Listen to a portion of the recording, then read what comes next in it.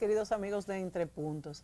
Esta noche vamos a conversar sobre la relación entre natalidad, migraciones y crecimiento de la población en el mundo y cómo estos tres factores van cambiando el ordenamiento de los pueblos, culturas y también del medio ambiente. Veamos varios aspectos. Uno, en países más desarrollados, las parejas tienen cada vez menos hijos. Y esto causa que con una tasa de crecimiento menor a 2.11 hijos por pareja, cualquier cultura que llegara a ese país con tasas mucho más altas de crecimientos en los nacimientos, quedaría como cultura dominante. En los países de Europa, por ejemplo, la tasa de nacimiento es cada vez menor, mientras los inmigrantes triplican al menos el número de nacimientos por parejas. Bueno, entonces hay que señalar que en los modelos de seguridad social calculados en base al relevo generacional, es necesario que la generación que sube soporte la generación envejeciente. Para que una cultura mantenga en el tiempo por más de 25 años, vamos a decir, su supremacía, se necesita una tasa, vuelvo y repito, mínimo de nacimiento de 2.11 por pareja. Bueno, entonces, por otro lado, sabemos que en el mundo en los últimos 100 años ha habido un ritmo muy elevado de crecimiento demográfico, que sobre la población, y la sobrepoblación, ¿verdad?, afecta la salubridad, el medio ambiente, con sus consecuencias en el agua, en el alza de la temperatura, en el costo de la vida, la complejidad, o sea, lo complejo que se vuelven las ciudades, la cantidad de desechos sólidos. Bueno, hay debates sobre si el exceso de población es la causa de la pobreza o si la pobreza es la causa del crecimiento sin planificación. Según las cifras estadísticas, hasta el siglo XVIII el crecimiento de la población mundial fue muy lento.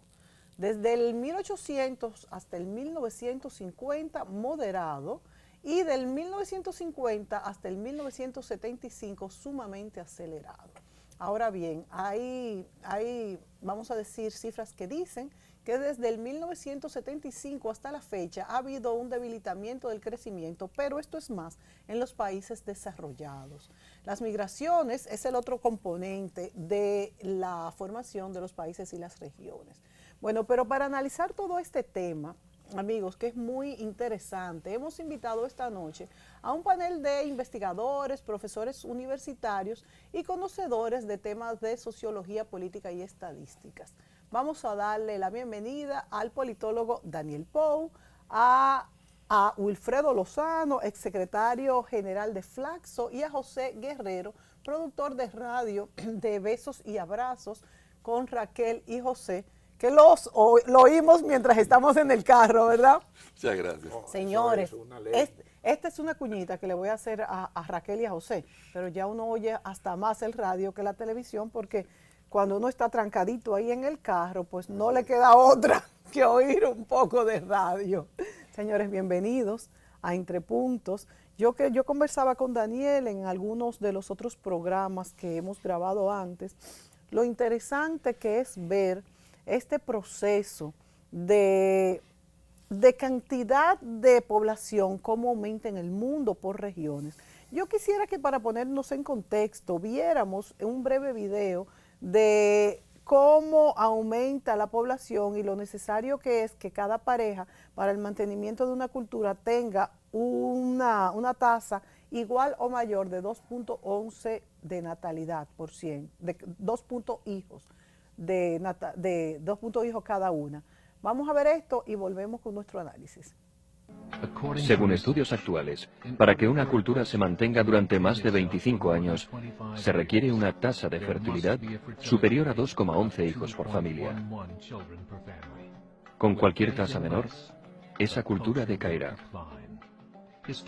Históricamente, ninguna cultura ha logrado revertir una tasa de 1,9. y una tasa de 1,3 es imposible de revertir, porque esto requeriría un periodo de corrección de entre 80 y 100 años y no existe ningún modelo económico que pueda sostener una cultura durante ese tiempo y esas condiciones. En otras palabras, si dos parejas tienen un hijo cada una, habrá la mitad de hijos que padres, y si estos hijos también tienen un hijo, los nietos serán ya solo la cuarta parte con respecto a sus abuelos. Si en 2006 nacen solo 1 millón de bebés, es complicado que haya 2 millones de adultos en 2026. Y de la misma manera que la población disminuye, también lo hace su cultura. En 2007 la tasa de fertilidad en Francia fue de 1,8, en Inglaterra 1,6, Grecia 1,3, Alemania 1,3, Italia 1,2 y España 1,1. La media de la tasa de fertilidad de los 31 países de la Unión Europea es de 1,38 hijos por pareja. Las investigaciones nos dicen que históricamente estas cifras son imposibles de invertir. En cuestión de años, la Europa que conocemos dejará de existir. Pero la población europea no está disminuyendo. La causa, la inmigración. La inmigración islámica. Desde 1990, el 90% del crecimiento demográfico en Europa ha sido por la inmigración islámica. En Francia, 1,8 hijos por familia. Musulmanes, 8,1 hijos por familia. En el sur de Francia, uno de los lugares del mundo que tradicionalmente tenía más iglesias, ahora ya hay más mezquitas que iglesias. El 30% de los jóvenes menores de 20 años son islámicos. En las ciudades más pobladas como Niza, Marsella o París, esta cifra ha crecido hasta el 45%. En 2027, 1 de cada 5 franceses será musulmán. Y en solo 39 años, Francia será una república islámica.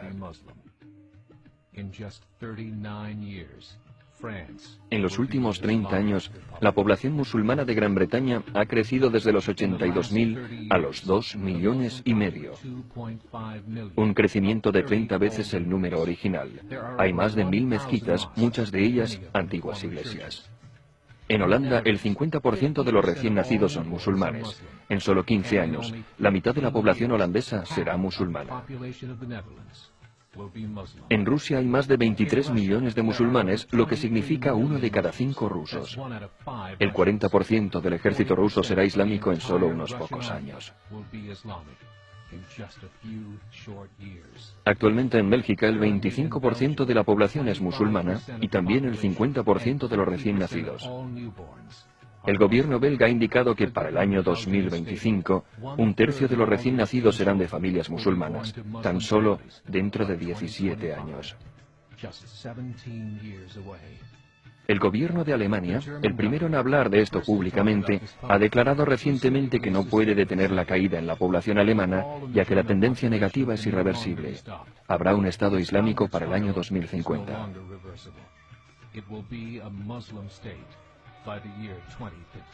El líder libio Muammar al-Gaddafi ha declarado que hay signos de que Alá garantizará la victoria islámica sobre Europa sin espadas, sin pistolas, sin conquista. No necesitamos terroristas, no necesitamos suicidas. Los más de 50 millones de musulmanes en Europa lo convertirán en un continente musulmán en pocas décadas. Actualmente hay 52 millones de musulmanes en Europa. El gobierno alemán ha dicho que se estima que esa cifra se duplicará en los próximos 20 años, lo que significaría 104 millones. Más cerca de casa, la misma historia. En Canadá, la tasa de fertilidad es de 1,6, 5 puntos por debajo de la tasa requerida para que una cultura perviva.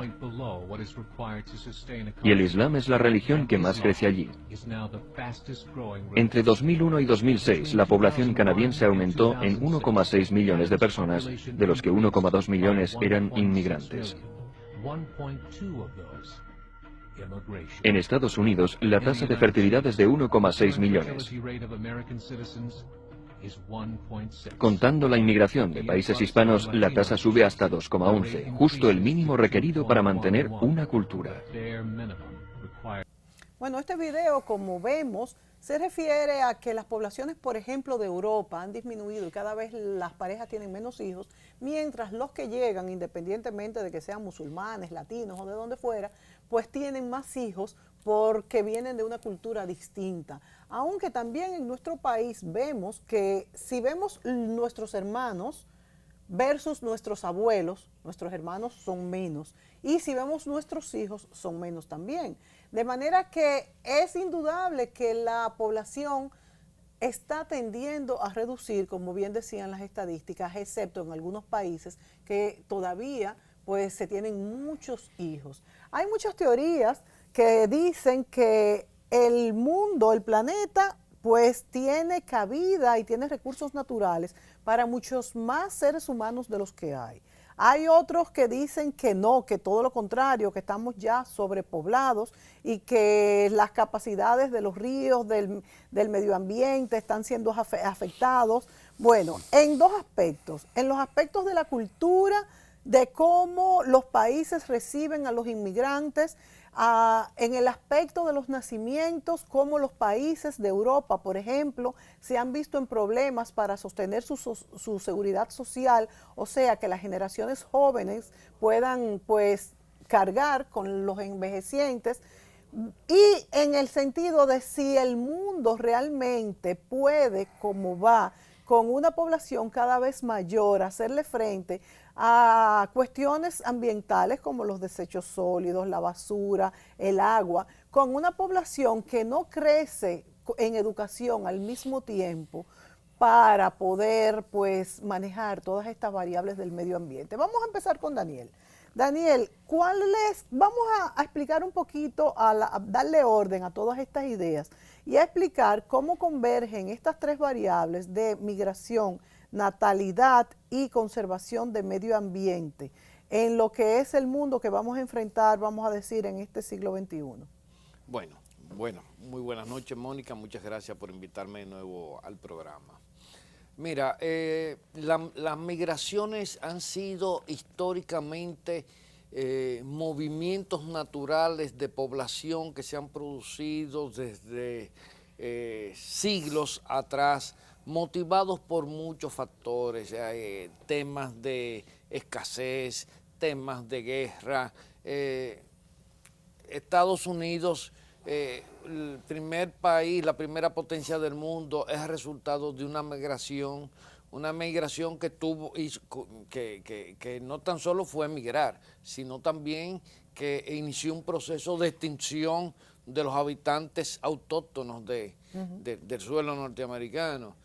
Pero las migraciones, escribir de las historias de las migraciones es lo mismo que escribir de la historia de la humanidad, definitivamente. Pero ¿qué sucede hoy en día? Sucede que los seres humanos, producto de que en muchas sociedades no hay la racionalidad necesaria para mantener los equilibrios, pues empiezan a querer atacar esas migraciones, no por excesos de personas, sino por mal manejo sobre todo de los recursos. Cuando tú dices, por ejemplo, el tema del medio ambiente, bueno, yo creo que toda la actividad humana puede ser amigable al medio ambiente si se maneja de forma adecuada. Eso es decir que una actividad humana es nociva al medio ambiente, es desconocer que existen procedimientos para todos los impactos que produce el ser humano hoy en día, que pueden incluso ser revertidos de manera favorable para la propia población. Y también es imposible vivir, por ejemplo, sin la minería, que es una de las actividades que más afecta si se maneja mal. Ese es un tema que no me lo ponga porque puedo agotar el programa en ese asunto, porque lo he trabajado mucho. Sí. Hablar de alimentación, bueno, con la comida que se bota en Estados Unidos diariamente, porque se sirve y no se aprovecha, se alimentaría África completa y parte del sudeste asiático y sobra comida para darle a América Latina completa. Entonces no es un problema de escasez, es un problema de irracionalidad. Entonces, desde ese abordaje, sí hay que analizar el tema de las migraciones, hay que analizar el tema de el impacto de la tasa de natalidad. Hay parámetros que colocan a países como países extremos cuando pasan de una tasa de natalidad que se establece entre 23 nacimientos por cada 100.000 habitantes, como lo tienen algunos países de la región, pero sobre todo lo tienen algunos países de África. El problema está también que las expectativas de vida de esos países son bastante bajas. Sí, claro. Todos claro. esos son elementos. Entonces, lo que no se puede hablar es de migración de una manera bidimensional, de una manera plana. Luego podemos abundar otros detalles. Dos cosas sobre lo que estás diciendo, Daniel. Primero, que decimos que no podemos estar contra las migraciones, y estoy de acuerdo, porque son parte de la vida, de la historia de la humanidad misma. Pero durante toda la historia de la humanidad ha habido fuerzas en contra de las migraciones. De hecho, antes mucho más, porque era la ley del más fuerte. Y hemos visto éxodos que han sacado de países a grupos enteros. O sea que eso también ha sido parte que ha acompañado estas migraciones, también el rechazo a la misma migración. Ahora, claro está que mientras más vayamos adelantando en el mundo, y eso es una de las grandes fortalezas del desarrollo, pues tenemos que ser más justos y aceptar más las diferencias, y eso es algo que se ha ganado en la humanidad. Por un lado eso, y por otra, te pregunto, José, ¿cuál es la causa, a tu juicio, por lo que hay sociedades que no les interesa a las parejas tener hijos, a muchas parejas, mientras en otras sociedades es la base de la organización social?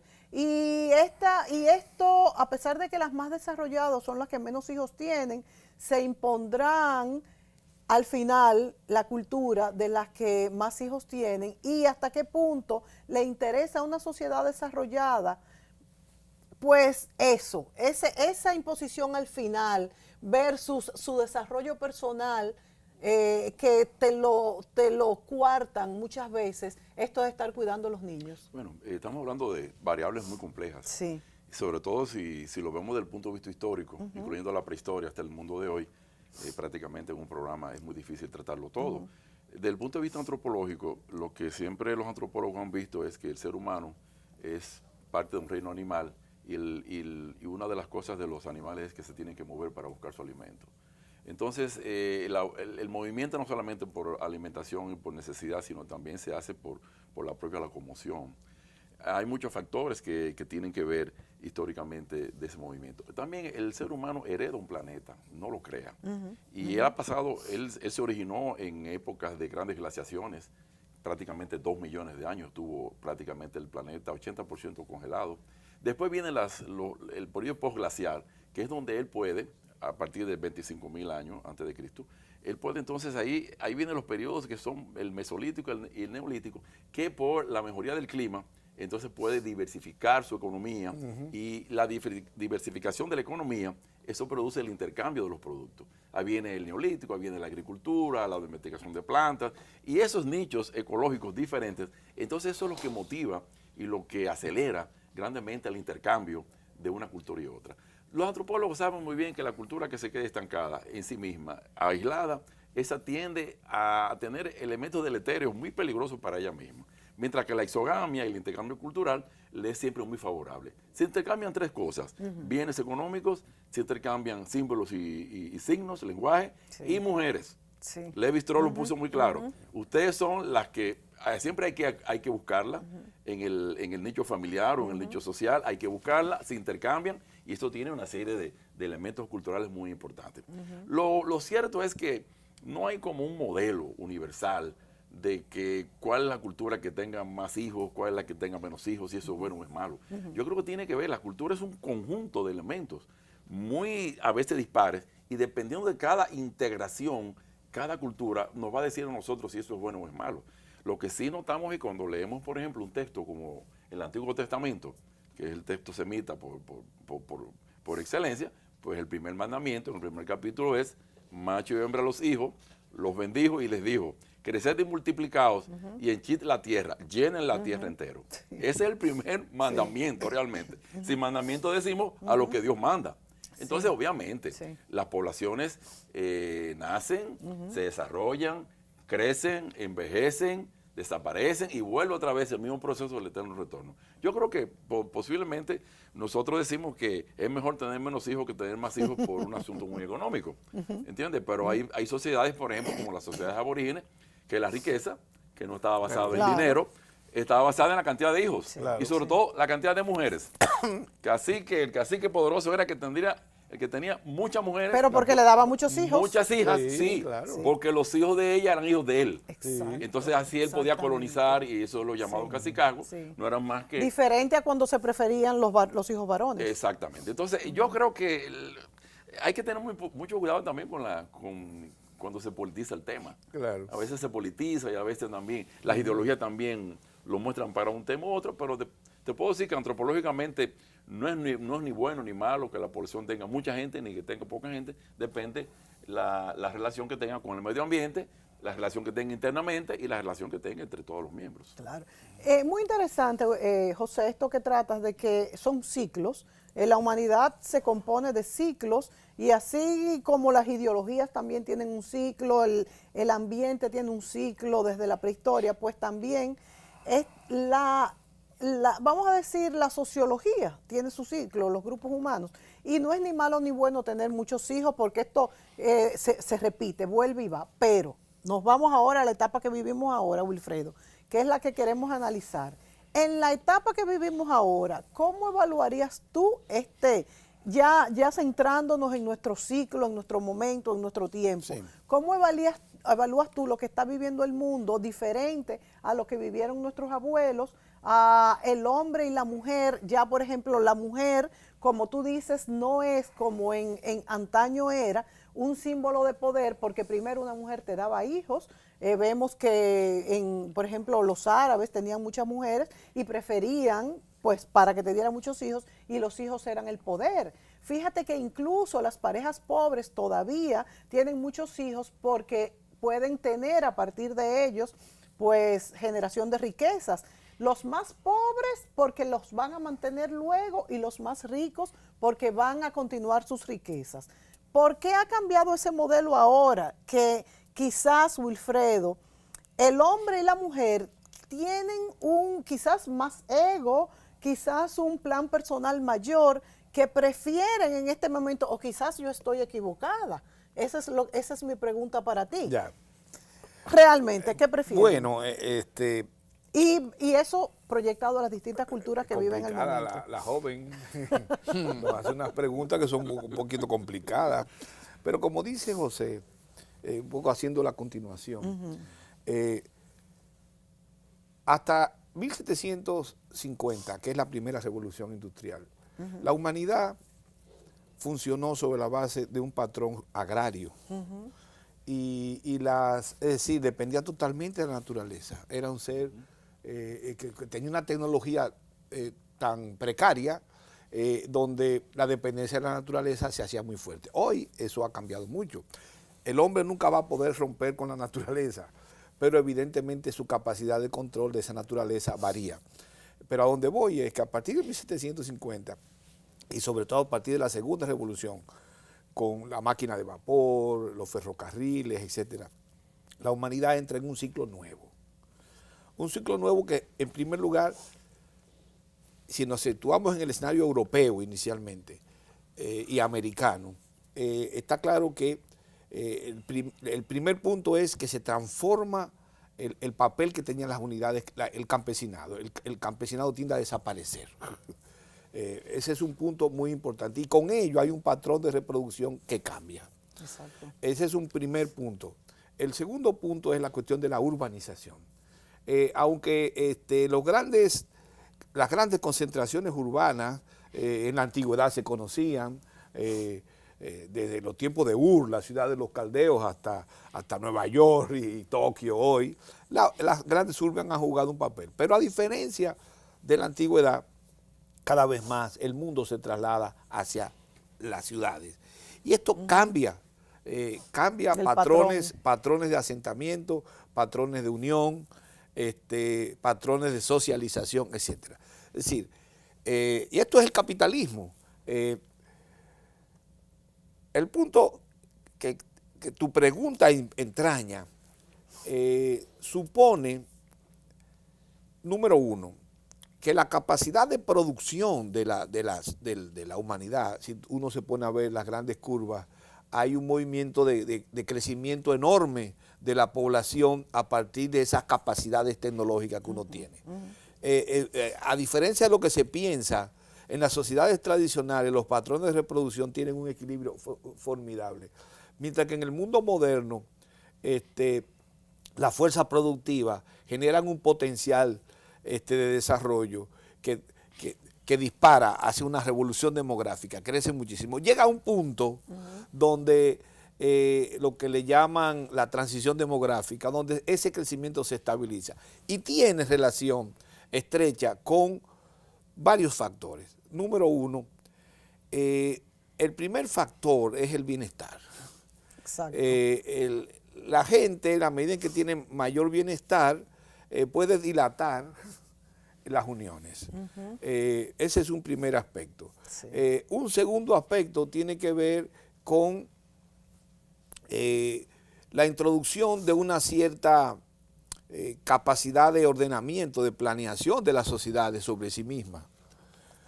Cosa que no es ausente en las sociedades tradicionales, pero no tiene el peso, la presencia que tiene en el mundo moderno, esa capacidad de ordenamiento, de previsión, de regulación, de control de la población.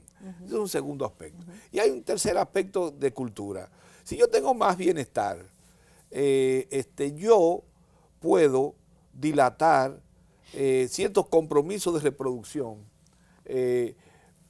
porque sencillamente no lo necesito. Un campesino necesita a los hijos para poder sobrevivir, pero si yo tengo un salario alto y con eso, y mi mujer produce algo semejante, nosotros podemos montar una estrategia de vida radicalmente diferente. Y eso dilata la reproducción, ya no social, sino la reproducción humana. Primer punto. Segundo punto, yo también tengo una capacidad de decidir que no voy a tener tantos hijos, los voy a controlar.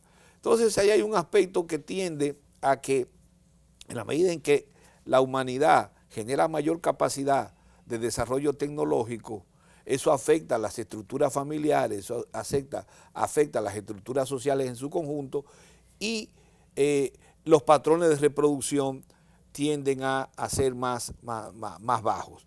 Sin embargo, este razonamiento deja de lado la 3/4 parte de la humanidad.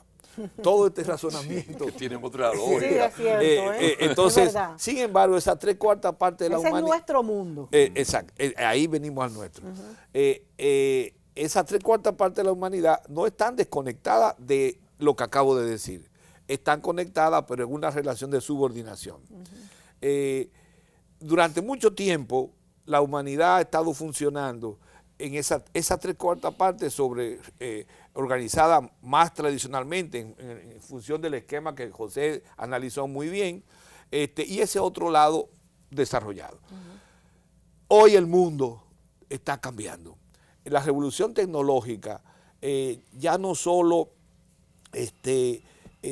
produce lo que analicé, sino que de alguna forma está envolviendo al conjunto de la humanidad.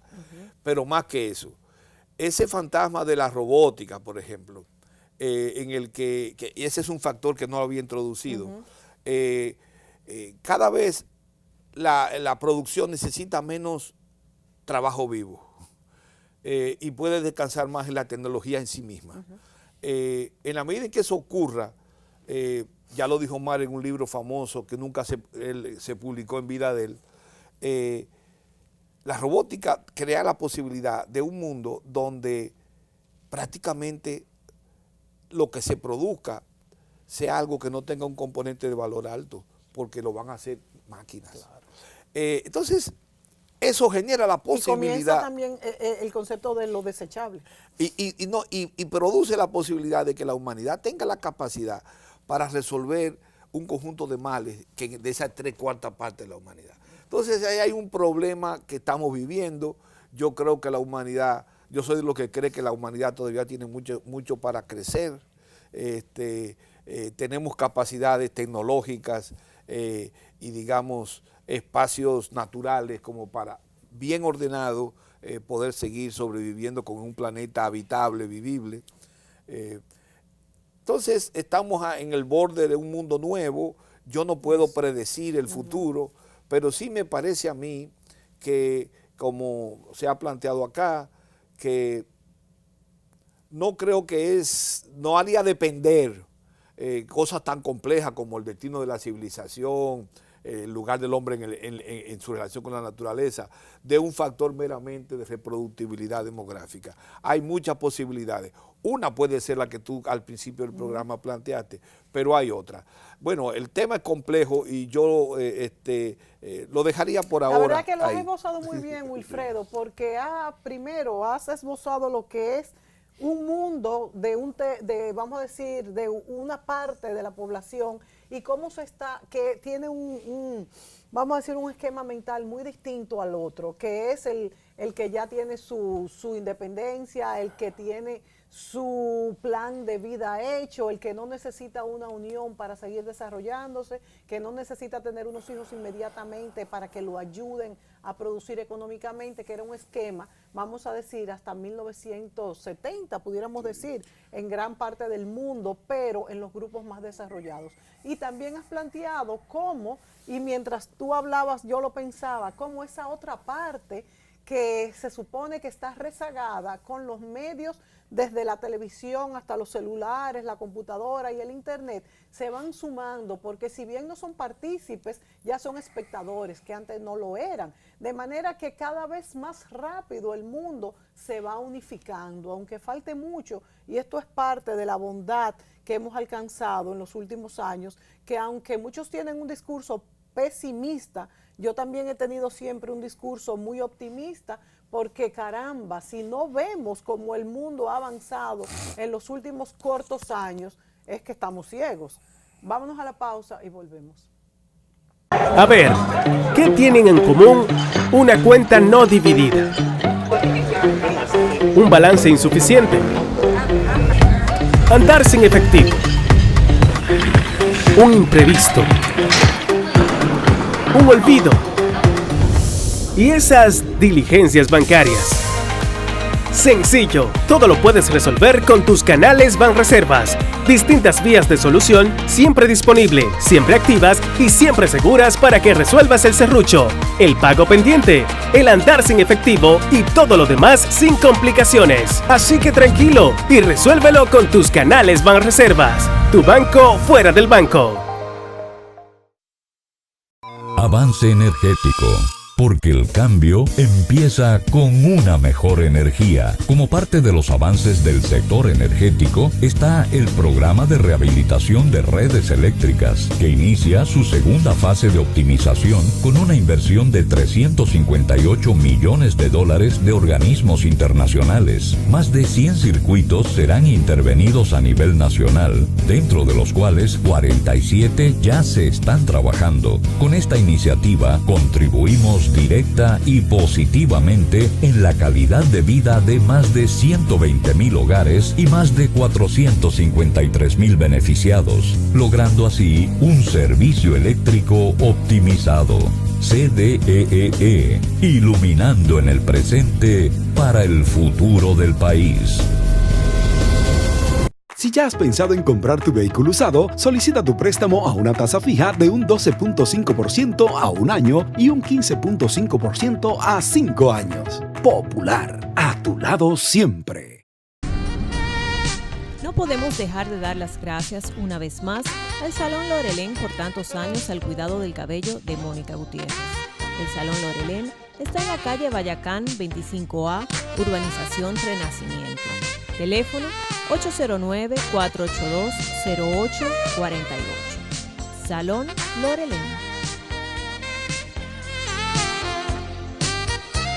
Y la buena noticia es que el Salón Lorelén abre a partir de ahora desde las 7 de la mañana hasta hasta las 9 de la noche. ¡Qué maravilla!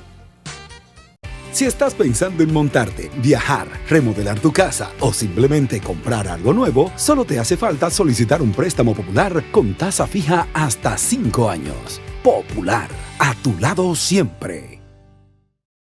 Avance Energético. La CDEE impulsa energía positiva para la vida. En el primer trimestre del 2016 entraron en operación 3 proyectos de generación de energía renovable. Para el 2017 se sumaron más de 8 proyectos que en conjunto con las más de 27 microcentrales hidroeléctricas aportarán al sistema más de 556 megavatios de energía renovable. Una participación del 24% de energía en nuestra matriz energética. Con esta iniciativa impulsamos el desarrollo, contribuimos directa y positivamente en la calidad de vida de más de 120,000 hogares y más de 453,000 beneficiados, logrando así un servicio eléctrico optimizado. CDEE, iluminando en el presente para el futuro del país.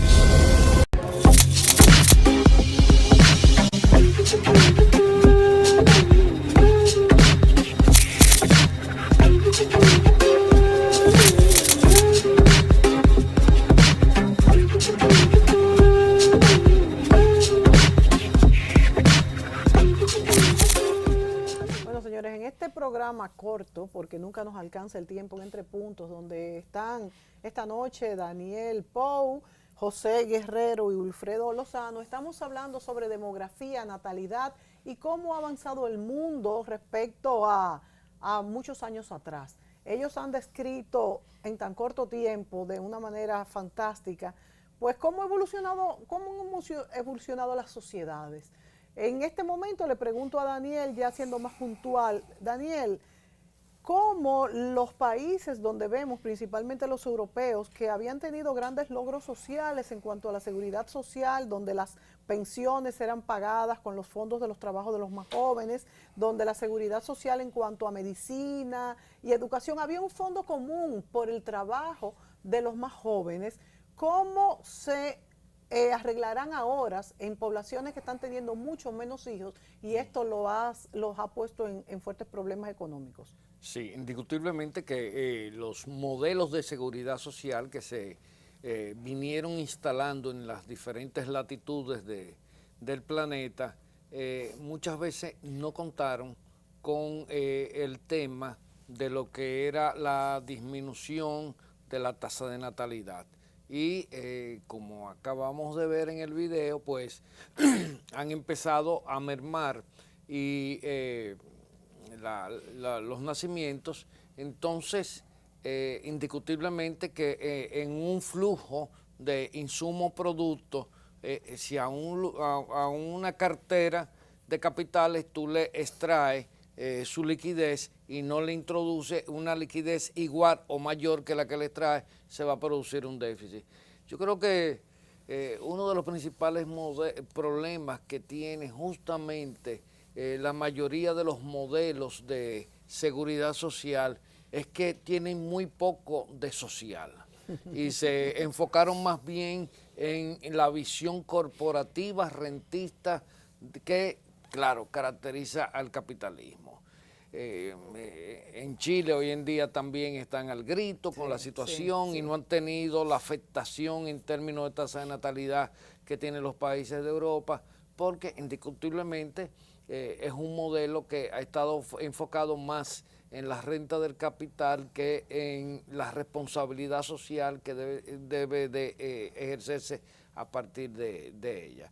Cuando yo viví en Europa en la década de los 90, yo dije, este modelo es insostenible. Incluso, una de las cosas que más me llamaba la atención era que propiciaba el ocio. Yo tenía parejas de amigos donde en un año 6 meses trabajaba él, 6 meses trabajaba ella, porque mientras uno estaba laborando, el otro cobraba paro. Pero qué bueno. Nos queremos incluir, Sí, así no progresa un país. indiscutiblemente, Wilfredo, que el modelo es bueno, pero no es No es progresista. no es rentable, ni es soportable, ni es sustentable en el tiempo y en el Miren, espacio. los modelos de seguridad social tienen ese problema. Lo hemos visto en Europa y lo hemos visto en Estados Unidos. Y en nuestro país lo estamos comenzando a ver. Hay mucha gente que cobra sin trabajar. No en nuestro país porque haya seguro de desempleo, pero sí por proselitismo político y populismo, cuando vemos cientos o hasta miles de empleados que no van a sus empleos o que van a cherchar y se sientan a hablar. De manera que a pesar de que es un gran logro de los países, estos programas sociales también se vuelven un lastre porque todos sabemos, por lo menos los que pensamos un poquito, que los modelos de seguridad social no deberían de dar un sueldo a los más pobres, sino enseñarlos a trabajar para que en un saldo de 10 años o lo que fuera, pues pudieran ellos mismos insertarse en el mercado productivo. Por el populismo político no pasa esto siempre, y es peligroso. Pero el estado de bienestar, Mónica, no es una bondad. El estado de bienestar es el producto de un acuerdo entre las clases trabajadoras organizadas y el estado corporativo. Ok, pero ¿a qué tú le llamas el estado de bienestar? Para que el estado de bienestar es el estado asistencial, el estado protector, y este acuerdo se apoya en varias premisas, una de ellas la productividad del trabajo. Sin una lógica de productividad creciente, el estado de bienestar se desploma. Nos vamos a ir a la pausa, Wilfredo, pero cuando volvamos yo quiero que hagamos para yo poder entender esto que tú estás diciendo, si este acuerdo de bienestar hecho entre todos en un país, pues asume que el gobierno debe de dar estos salarios a los más pobres sin enseñarlos a producir, ¿cuál es la lógica, verdad? Vámonos a la pausa y volvemos. ¿En qué gastamos los dominicanos? La quinta encuesta nacional de gastos e ingresos de los hogares, que elabora el Banco Central de la República Dominicana, nos revela qué productos compramos, dónde y cuánto gastamos dependiendo del lugar en que vivimos, de los ingresos y nuestra edad. Esta encuesta es muy importante, ya que con esta información podemos actualizar el costo de la canasta familiar dominicana, que permite establecer nuestras condiciones reales de vida. Durante el 2018, los encuestadores del Banco Central, debidamente identificados, estarán visitando distintos hogares a lo largo de todo el país. Si tu casa resulta seleccionada para esta encuesta, nuestro personal estará recolectando la información necesaria. Es fundamental que participes respondiendo de la forma más completa y honesta posible para mejorar tu calidad de vida y alcanzar un mejor futuro. Contamos con tu apoyo. Banco Central de la República Dominicana. Por la estabilidad y el crecimiento.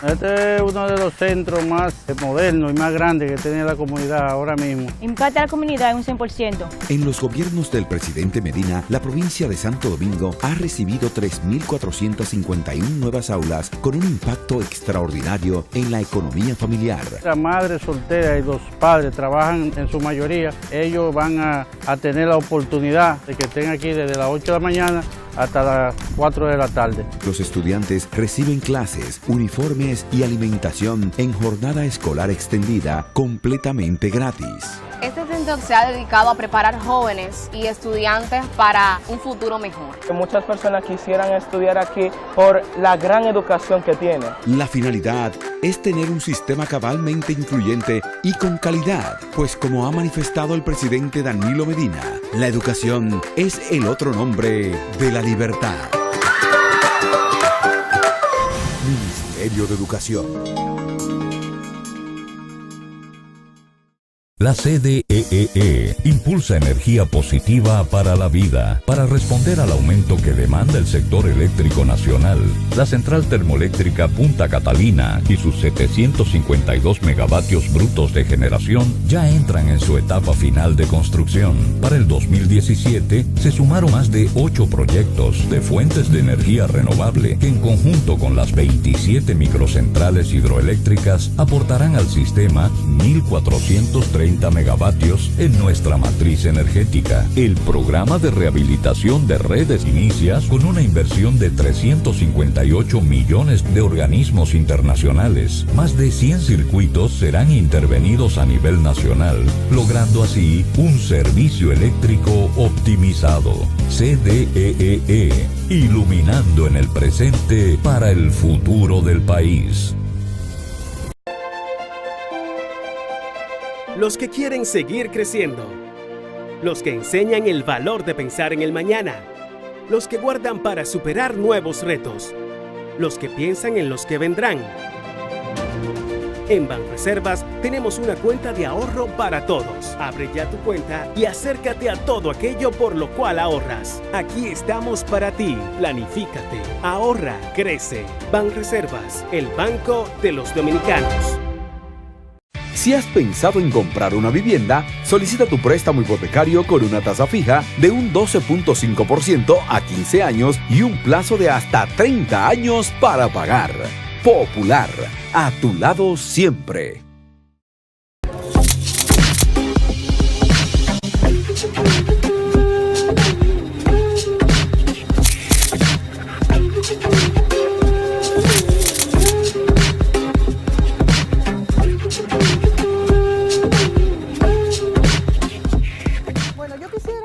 Que Wilfredo y José principalmente me aclararan un poquito hasta qué punto la intermediación del Estado se realiza y cómo es este acuerdo entre las partes. Bueno, todo desarrollo o crecimiento trae problemas y los problemas también traen soluciones.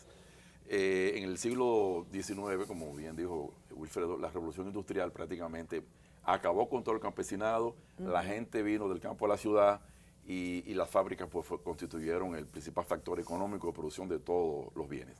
Con un problema, que los que trabajaban eran fundamentalmente a la población más vulnerable, niños y mujeres. Y los inspectores de fábrica, mandados por el Congreso... ¿Producto de las guerras? No, que era la población que menos ganaba, que era más fácilmente explotada, los niños y las mujeres.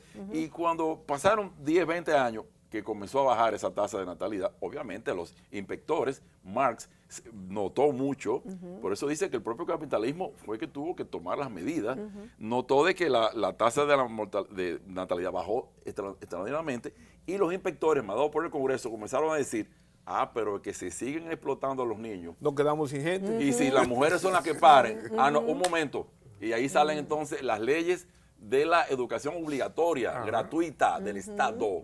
No es que tú quieras o no al hijo mandarlo, es que es obligatorio. Sí. Y de ahí también salen todas esas medidas compensatorias a la mujer que está embarazada, y tal cosa. Entonces fíjate cómo los problemas también buscan soluciones, pero es el papel del Estado, el papel social del Estado, no el papel clientelista del Estado, al contrario, sino decir, vengan muchachones, aquí está el capital, aquí está el trabajo. Uno sin otro no existen. Tienen los dos que ponerse de acuerdo, pero sobre todo con un intermediario y que sea un árbitro que no se vaya ni un lado para otro, y supuestamente es el Estado que, como el propio Marx dijo, bueno, tiene que ponerse un poquito por encima de las clases para ver si hace su trabajo. Ahora, la versión más moderna, propiamente, del estado de bienestar, la inicia Bismarck en Alemania a final del siglo XIX.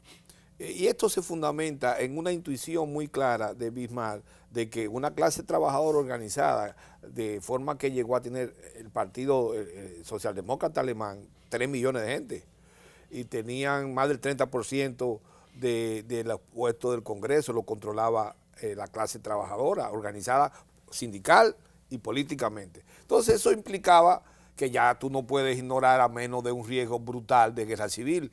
Entonces Bismarck llegó a un acuerdo con el mundo del trabajo y a partir de allí se comenzaron a hacer ¿qué cosas? Seguridad social, educación obligatoria, salubridad pública, etcétera. Pero todo eso se soporta en la capacidad de producción, la productividad del trabajo.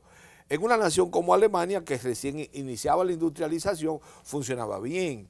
Pero en un país como el Estados Unidos de hoy, es diferente. Y esto nos lleva a un punto.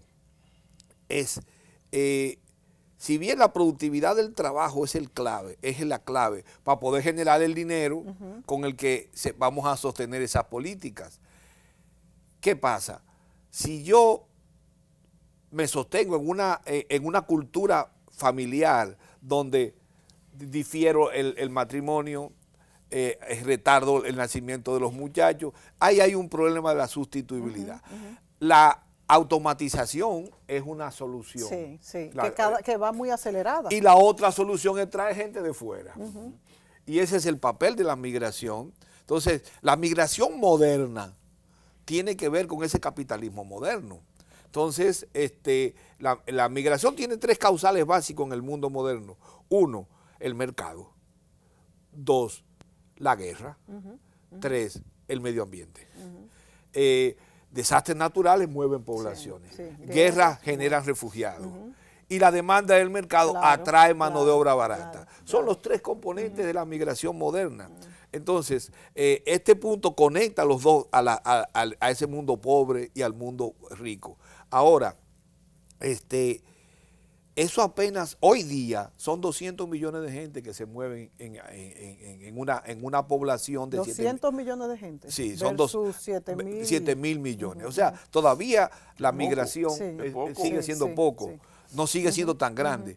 Pero si tú lo complementas con el movimiento del capital, que sí se expande en todo, eso no podemos entender una cosa sin lo otro. O sea, todavía la migración... El movimiento del capital se expande de lugar, pero no tanto de bolsillo. Bueno, más bien el capital es una relación. Es decir, el movimiento del capital no tiene tiene patria. No tiene patria porque no tiene ese defecto físico de tener un cuerpo. Entonces, pero la población, la población, la migración supone cuerpos, en el sentido de Foucault.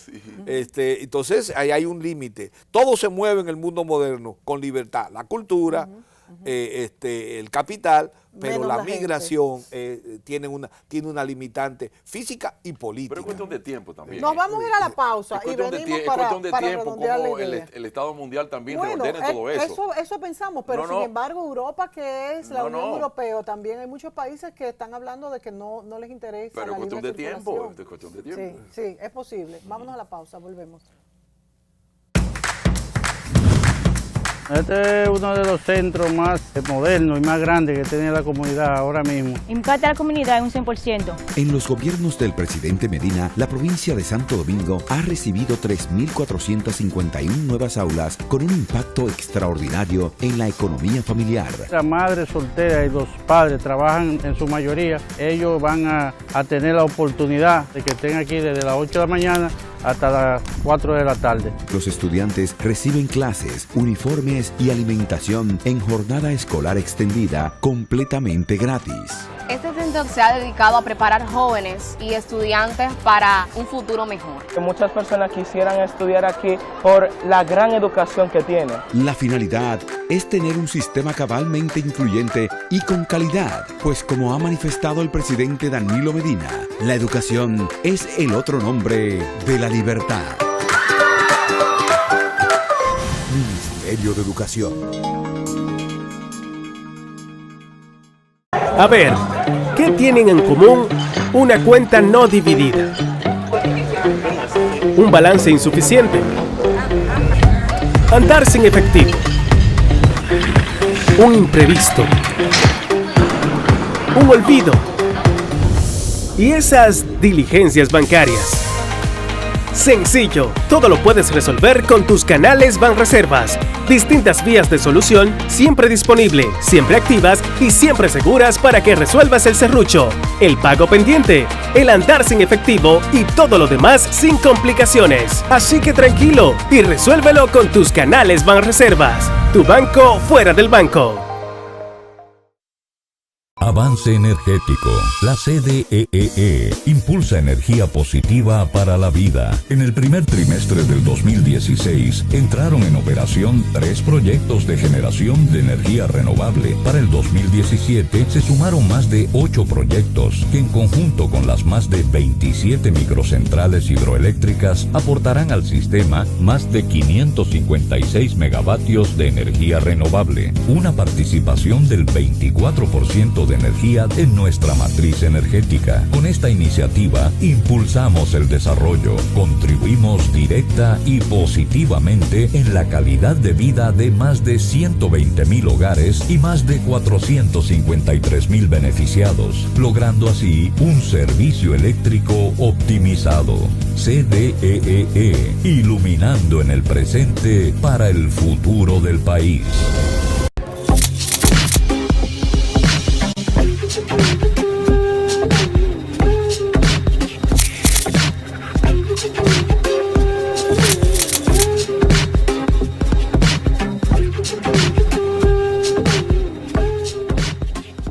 Bueno, hemos visto que vivimos en un mundo totalmente nuevo, yo diría que incluso de 20 años para acá, no es más, es un mundo virtual casi. Bueno, tú hablabas, Wilfredo, de que los capitales se mueven sin visa para todas partes, y yo te decía en el segmento anterior que aunque los capitales se mueven y están en todos los continentes al mismo tiempo, la misma marca, el mismo capital, se mueven de lugar pero no de bolsillo, y sobrepasan los estados, y hay capitales más fuertes que los mismos estados, y esto podría convertirse, o es un problema. Mira, es un problema y también yo lo veo como parte de un mundo diferente. Cada vez el Estado está teniendo que compartir más su poder con actores diferentes. La libertad del capital genera una cierta restricción al Estado y ha obligado al Estado a tener un tipo de relación distinta con su sociedad. Eso a veces es bueno, a veces es malo. En Europa mira todo lo que está pasando. Si bien hay una reacción nacionalista en Alemania, no lo es menos que el SPD y los democristianos están de acuerdo con la migración. Sí. Entonces eso es importante. Señalarlo. Por más que Trump diga que va a hacer un muro, tiene que negociar con los mexicanos porque necesita los 10 o 15 millones de gente que todos los años entra a México, y los 25 millones de mexicanos que están en Estados Unidos son un hecho. ¿Vieron a Trump sembrando? Entonces, eso, el mundo de hoy es más complejo, más descentrado, más interconectado, más recíprocamente dependiente. Yo creo que marchamos hacia una humanidad más integrada, marchamos hacia una humanidad con valores más diversos, pero más compartidos. ¿Estamos entonces mejor o peor, José? No. El mundo ahora mismo precisamente ya no es tan moralizante las cosas, los problemas. Yo creo que no se puede ser ni pesimista ni optimista. Exactamente. Así. Yo creo que los problemas traen soluciones, las soluciones son complicadas, porque no solamente es la solución a nivel nacional, es a nivel internacional. Claro. Que ya y son entonces ya no es conjuntas. solamente tú en tu Por país. ejemplo, un tema que no tocamos en este programa y que ya no nos da tiempo es, por ejemplo, la religión, cómo ha influido en el descenso de la natalidad. Daniel tocó, lo insinuó. Y otro tema que también tendremos que tocar en otro programa es ese tiempo libre al que tú te referías, Wilfredo. ¿Cómo hará que cambie el mundo, el tiempo libre, la automatización y las migraciones que puedan hacer el trabajo que ya no hacían? Y quizás altos sueldos de personas más preparadas que pudieran dedicarse más al tiempo libre y esto ser también fuente de trabajo para países que tengan turismos especializados. Lo que creo que no estamos cerca del mundo, del fin del mundo, como mucha gente piensa. No, el mundo ha tenido mucho fin del mundo. Eso sí es verdad. Y las soluciones están más sí a la es vista verdad. que nunca. Así que yo creo que es más positivo esos que problemas negativo. migratorios en Europa que hay ahora y las guerras, vamos a darle 25 años. Porque los problemas se solucionan en 25 años. Claro. Después de 25 años creo que el mundo puede entrar en una fase de paz. Sí, cómo no. Quizá estemos viejitos tú y yo, pero eso lo vamos les a ver. iba yo a decir, que lo importante es estar vivo, amigos. Exactamente. Bueno. Yo creo que el que nace ahora, en esta década, tiene muchas posibilidades de durar sus 100 años, amigos. Cuídese, coma bien, haga lo que tiene que hacer y ustedes sigan viniendo entre puntos. Señores, hasta la próxima semana.